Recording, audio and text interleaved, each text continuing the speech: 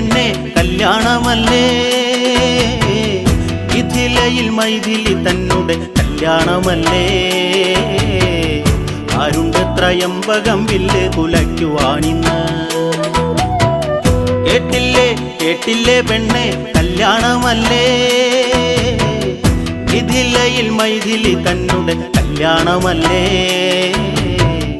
ആരുണ്ട് ത്രയംബകം വില്ല് കുലയ്ക്കുവാനിന്ന്.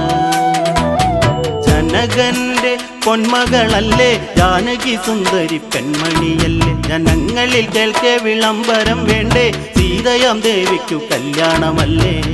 ത്രയംബകം വില്ലങ്ങെടുത്ത് കുലയ്ക്കുന്നവന്